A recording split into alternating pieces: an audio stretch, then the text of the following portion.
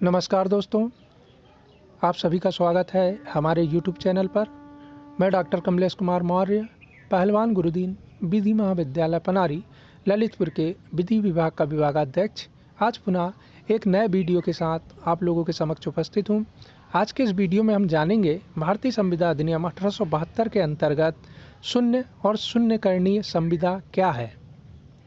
इससे पहले कि मैं अपना व्याख्यान प्रारंभ करूं, कृपया हमारे इस चैनल को लाइक कीजिए, अपने दोस्तों में अधिक से अधिक शेयर कीजिए एवं हमारे इस चैनल को अनिवार्य रूप से सब्सक्राइब कीजिए। धन्यवाद।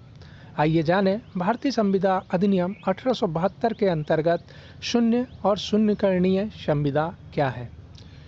शून्यकरणीय संविदा भारतीय संविदा अधिनियम की धारा 2 झ शून्यकरणीय संविदा को परिभाषित करती है।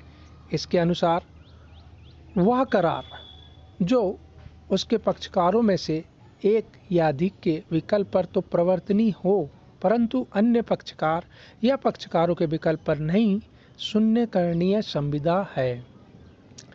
जिस पक्षकार को संविदा स्वीकार या अस्वीकार कराने का विकल्प प्राप्त रहता है, यदि वह संविदा को अस्वीकार कर देता है तो संविदा शून्य हो जाती है, परंतु यदि उसने संविदा को स्वीकार कर लिया है तो संविदा पूर्णतः विद्यमान हो जाती है और दोनों पक्षकारों को बाध्यकारी बना देती है। संविदा अस्वीकार करने वाले व्यक्ति या पक्षकार को युक्त समय के भीतर संविदा अस्वीकार करना चाहिए। यदि संविदा रद्द करने से पूर्व किसी तृतीय व्यक्ति को संविदा की विषय वस्तु में अधिकार प्राप्त हो जाता है, जिसे तृतीय पक्षकार ने सद्भावनापूर्वक प्रतिफल देकर प्राप्त किया है, तो ऐसी स्थिति में संविदा रद्द नहीं की जा सकती। उदाहरण स्वरूप, ए बी के कपट के कारण बी को अपना घोड़ा बेचता है। इससे पहले कि सी को कपट का ज्ञान हो तथा वह संविदा को रद्द करे, बी उस घोड़े को सी को बेच देता है, जिसने सद्भावपूर्वक मूल्य देकर प्राप्त किया है। सी को अच्छा हक प्राप्त होगा तथा वह ए को घोड़ा वापस करने के लिए बाध्य नहीं होगा। आइए जानें शून्यकरणीय संविदा के रद्द होने का परिणाम। शून्यकरणीय संविदा के रद्द कर दिए जाने के परिणाम का उल्लेख अधिनियम की धारा 64 में मिलता है। इसके अनुसार जब कोई व्यक्ति जिसके विकल्प पर संविदा शून्यकरणीय है संविदा को विखंडित कर देता है, तो दूसरे के पक्षकार के लिए यह आवश्यक नहीं होता कि वह संविदा को पूरा करे। इसके साथ ही इसी धारा में यह भी उपबंधित किया गया है कि संविदा को विखंडित करने वाले पक्षकार ने यदि दूसरे पक्षकार से संविदा के अंतर्गत कोई लाभ प्राप्त किया है तो ऐसा लाभ उसे वापस करना होगा। आइए जानें शून्य संविदा क्या है। भारतीय संविदा अधिनियम की धारा 2 या शून्य संविदा को परिभाषित करती है। इसके अनुसार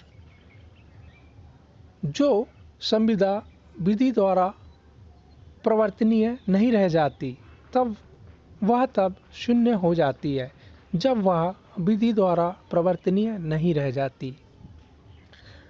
भारतीय संविदा अधिनियम में बहुत से ऐसे करार हैं जो नैतिकता या लोकनीति के विरुद्ध होने के कारण शून्य किए गए हैं। कुछ संविदाएं सृजन के समय ही शून्य हो जाती हैं, जबकि कुछ संविदाएं सृजन के समय तो विद्यमान रहती हैं, परंतु बाद में किन्हीं कारणों से उनका पालन असंभव हो जाने के कारण वे शून्य हो जाती हैं।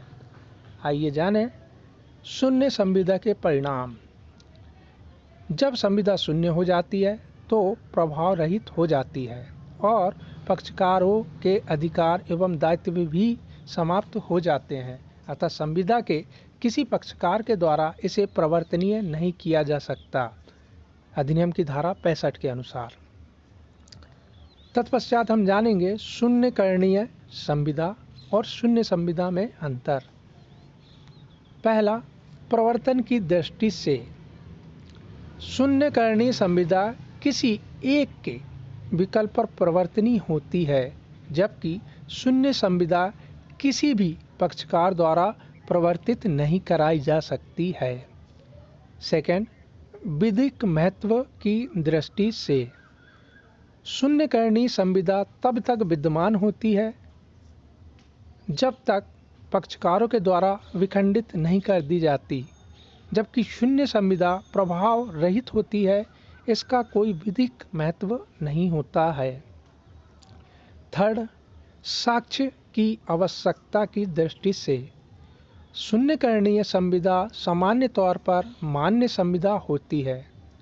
उसको रद्द करने के लिए पक्षकारों को यह साबित करना पड़ता है कि वह किस आधार पर संविदा को रद्द कर रहा है, जबकि शून्य संविदा सामान्य तौर पर शून्य ही होती है और उसको निरस्त करने के लिए किसी साक्ष्य की आवश्यकता नहीं पड़ती।